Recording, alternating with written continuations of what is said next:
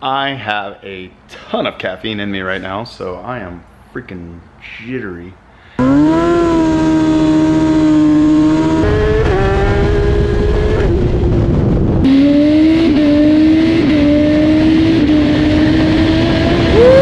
This sounds ridiculous! So, a little update on the shop ZX-10R. We are going to do another airbox mod today. Actually, it's not really an airbox mod, it's more like a pair valve mod. It's not a very well-known mod. It's got some controversy around it. Some people say if you do it, it kind of messes with the oiling because it creates like a vacuum leak or a vacuum suction, if you will. We'll get the bike back on the dyno and test this mod out. We picked up about 1 to 2 horsepower doing it before. Hopefully we can do that again today. But right now, I'll just give you a little insight as to what we've done so far. So again, just to recap, this is a Gen 5 airbox. So this is a 2016 airbox. These are the 2016 velocity stacks. We've tested these. They do make more power than the 2021 and newer stacks. We have tested these. This is part of the airbox mod. We basically cut it out and we basically take out the pair valve hump in there and then we put this flat. This is basically just like a plexiglass. I've seen people use carbon fiber. There's a bunch of things you can use. Needless to say, we've made the airbox a little bit bigger. Now we're going to try this pair sucker mod, they call it, which is just modifying the pair valve assembly. So that's going to be the next big thing that we're testing on this. And again, this is still 100% stock motor. It is the newer motor. It is a Gen 6 motor, but it's still 100% stock. We haven't dipped into the motor yet. For those of you at home watching this, basically what we are doing is we are bypassing the airbox for the crankcase ventilation. We are going to move that crankcase ventilation somewhere else. And that's where it becomes like, so instead of it being to a vacuum source like on your airbox where it's actually continuously sucking or it's open atmosphere, we are putting it to a different source, and it creates kind of a vacuum seal until you start the motor up, and then it actively starts, it'll actively start moving the air once you crank the motor up. So anyways guys, stay with us. This is a cool build. Like I said, our goal is 200 wheel on my dyno, on that stingy dyno over there. We're gonna try to do 200 wheel on this bike on pump gas. Without any engine modifications, so without the camshafts, anything like that. We're trying to do this on a naturally aspirated stock motor. All right guys, so we just got done finishing the that pair mod that we were talking about. We assembled the bike again. There are a couple of additional things that we have done to the bike. We put this little carbon fiber tank cover on. I changed out the gas cap. I had some cheap eBay or Amazon one. I ended up going to this Vortex one because I kind of got tired of messing with the cheap one. It's good for budget guys, you know, if you're trying to be cheap. It is a good cover, not the Vortex, the other one. These are a little bit more expensive, but man, they're worth their money. It's a solid fit, no leaks. They seal really well. We're gonna take it to the track. Now, I don't have a lot of experience on stock wheelbase stuff. Typically, I ride my Turbo 14R. Now, this has been an ongoing project as well. We have some replacement parts that we need to put on the bike. I gave some of the parts to the Landspeed 14R. I took some of the plates off and stuff that he didn't have at the time. We threw it on his bike so he can make an event. We just got the replacement parts in, the plates and some of the hardware. So I'm gonna reassemble this and get that rolling as well because I really miss driving it. It's a fun bike. But needless to say, let's go back to the 10.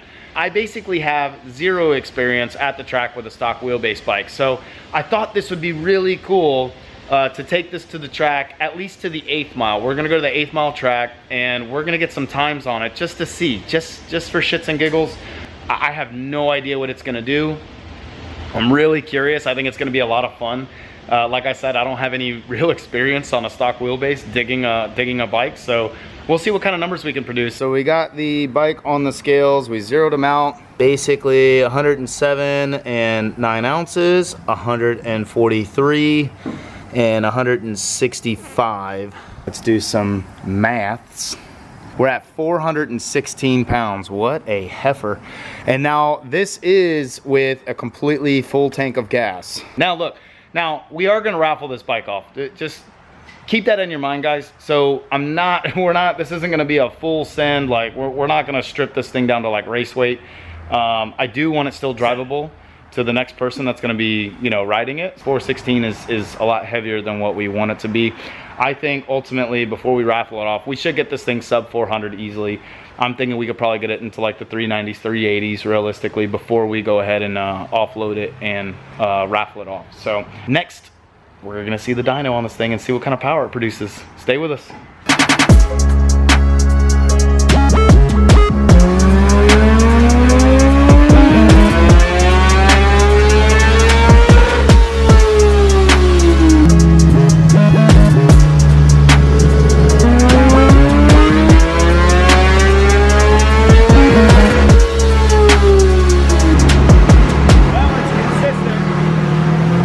Track, and there's a few more people that showed up. Actually, we got a pretty clean Gixxer 1000, a Gen 3 Busa, and a badass new BMW S1000RR. I think this is a 22.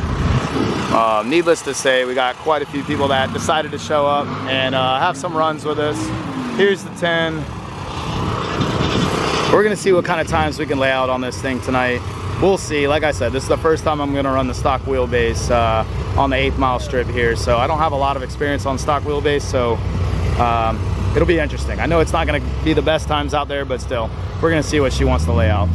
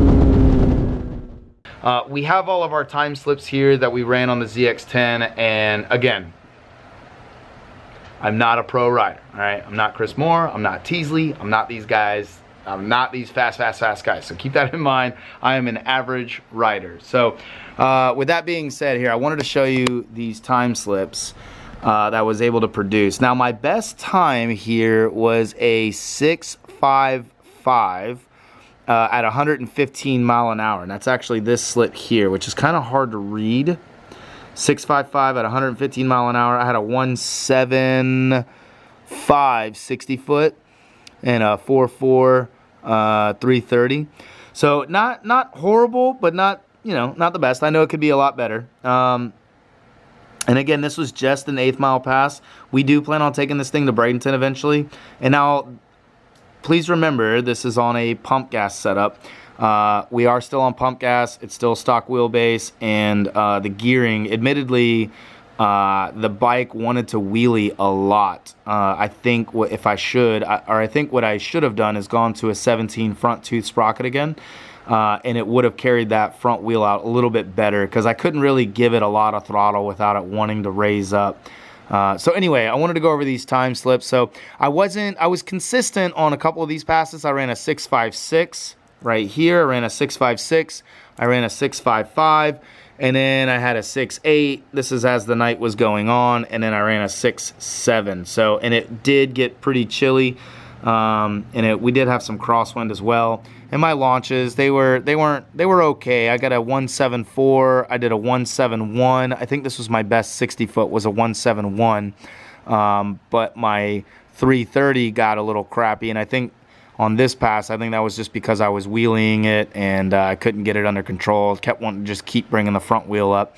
So it wasn't necessarily, again, the best, but I wanted to at least get some kind of numbers on here so that you guys could see what we were doing, at least what the bike's potential kind of is. And again, I know the bike can go faster if we put an actual jockey on the bike.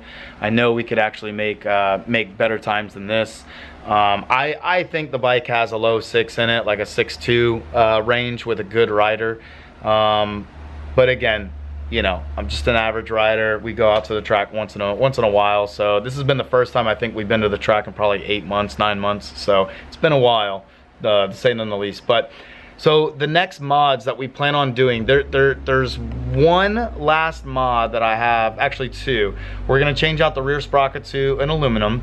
And I think what I'll do is I'll keep a 17 tooth on hand, so whenever we do plan on going to the track, we'll throw that 17 tooth on and we'll get some information on that. But regardless, there's two mods. I want to do an aluminum rear sprocket, and then there's one other mod where we are going into the motor, but we're not adding anything. What we're actually going to do is remove the counterbalance shaft and put in a dummy shaft, and we're going to re-dyno it then. We should pick up another couple of horsepower doing all of this. I would assume around 2 to 3 horsepower that we should pick up. So with those two things being done, we should easily be able to hit over the 200 horsepower mark on a stock motor. Again, it's a completely stock motor. It's not like we did not add cams to this thing. We plan on doing the RR cams. We're just going to do that at a later date and time. And then what we'll do is we'll stretch the bike, we'll add the race gas, we'll do all of that stuff too, and then we'll start getting some other times at the track for you guys. So but needless to say, thank you guys for staying along with this build. It's been pretty fun. It's been pretty cool to see the transition. I was going over the numbers the other day, and from the time that the previous customer, when we tuned that bike originally, it made like 186 horsepower. We're at 198 horsepower right now with the setup, and we haven't now again, we did change the motor. We did get a newer motor, admittedly. That did fall in our lap, but again, it's still a ZX-10R motor. It's just a slightly better head versus, it's still the same type of block. Now, they hadn't really changed the block too much from the Gen 4 all the way up to the Gen 5 and Gen 6. The block hasn't really changed a whole lot. There are some differences, but it's not the bore, the stroke, the compression ratio, all of that stuff is still the same.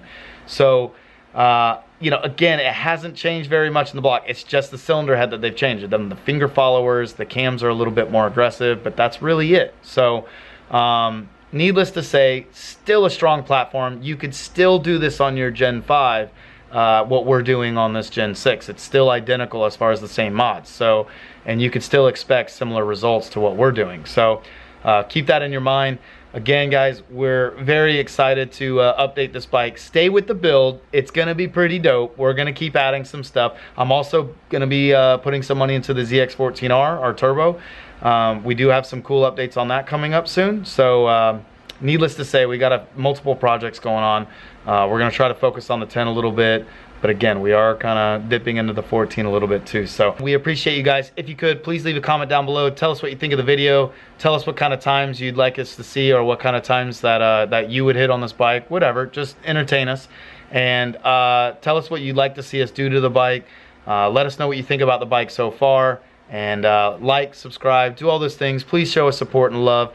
This is a lot of work that we're putting in to get these videos to you guys and to show you guys these stuff. So if you could, the least that you could do, honestly, is like and subscribe to the channel. It goes a long way with us, and it helps us bring you more information and more videos like this to where you guys can see what we're doing. We just need that support, and we need that love, okay? Thank you guys. We appreciate you, and we'll see you on another episode.